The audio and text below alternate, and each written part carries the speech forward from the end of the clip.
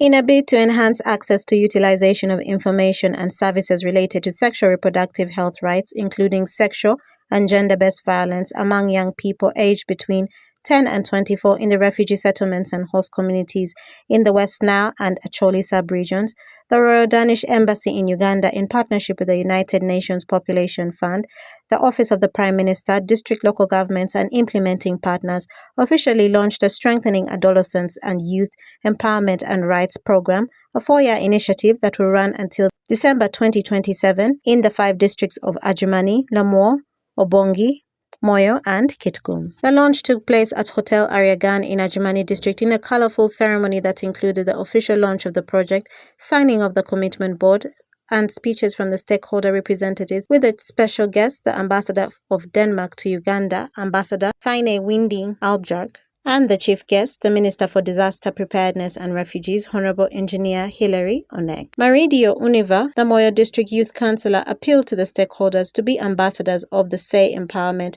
and Rights Program so as to help the refugees and the young people in the Westnile and Acholi sub-region obtain information on sexual reproductive health rights. If you go to the refugees camp, the girls are suffering. Even some are leaving schools because of menstruation. They don't know much about menstruation, but through this program, Way and Say program, I know that we are going to help our young ones, and they will not even leave schools, and they will not even get pregnant when they are still in underage. So I'm appealing, let's be ambassadors for all this program, and the information, let's take it for the young ones.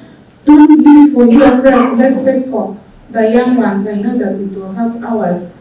Onyama Ben, the LC5 chairman for Adjumani district, has urged the youth, children, and all stakeholders to support and take ownership of the program so that it can achieve a successful outcome that will impact the communities of the regions. The youth, the children, this is your time. We want you to understand this. We want you to support this program. We want you to own it. And I want to ask all of us to own this project so that it is successful.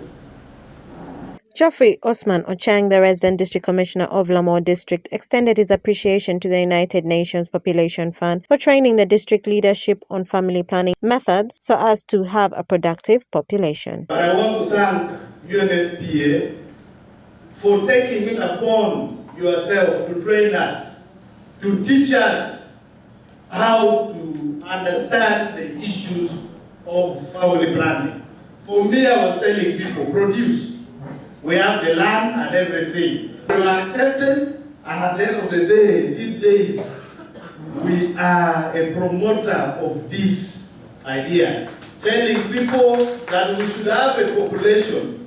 We are not stopping you from giving birth, but we are saying we should have a productive population. Gift Mulunga, the United Nations Population Fund Uganda country representative, during a press briefing stated that this program will focus on empowering young people with information on sexual reproductive health rights and sexual gender-based violence, which in turn will address the high prevalence of teenage pregnancies and new HIV infections in the region. This program is going to focus on empowering young people who are adolescents and youth between the ages of 10 to 24 years to access information about sexual and reproductive health and rights, and also to access the services.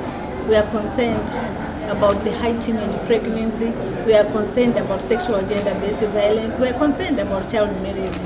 We are concerned about decision-making power among young people. So this program that was co-created by young people is going to address these concerns and empower them to be responsible citizens. Ambassador Signe Winding Albjerg, the ambassador of Denmark to Uganda, expressed concern about the stagnating progress towards the reduction of teenage pregnancies and the 70% increase in the new HIV infections in the girl child, urging all stakeholders to prioritize sensitization of sexual reproductive health rights among the youth in the country. We are all concerned about 2022 demographic and health reports of Uganda. These reports show the stagnating progress towards addressing teenage pregnancy and increase in HIV infections among the adolescent girls. It is unfortunate that the teenage pregnancy rate remains high at 24%. It means that 1 in 4 girls at the age of 15 to 19 become pregnant. It's devastating. Young women and adolescent girls also account for 70% of the new HIV infections in Uganda. This should be of great concern to us all, Honourable Minister. Unless we open our eyes to sexual and reproductive health and gender equality needs of our adolescents, and unless we respond accordingly, we shall be burying our heads in the sand and pretending that all is well. And at the same time as we are doing that, the youth out there are not able to live out to their full potential. They're not able to follow their dreams, and they're not able to become part of a productive and sustainable future for Uganda. The Minister for Disaster Preparedness and Refugees, Honorable Engineer Hilary Onek, in his closing remarks urged all stakeholders, especially the cultural leaders, to assist in restoring order in the society through establishing and maintaining of the traditional values in our children and the youth in the society. We as Africans, we have very strong traditional system in place. Traditional and system of governance, we have them in place, which actually looked after the society. There was a total harmony in our society. What is now before us as leaders and parents, and particularly traditional leaders? How can you restore order in your society? It requires that our traditional leaders play a major role in restoring back, together with elected leaders, because you cannot be elected and you claim to dispose your tradition. Actually, you should be sent for in the traditional, maintaining the traditional values. You might be sent for. The SAY program is aimed at increasing utilization of integrated SRHR and SGBV services among the young people in the refugee settlements and host communities of the 5 districts of Adjumani, Obongi, Lamour, Moyo, and Kitgum. Okomuringa Christine, Onzima Alan, for Westnile Television, Nilecast.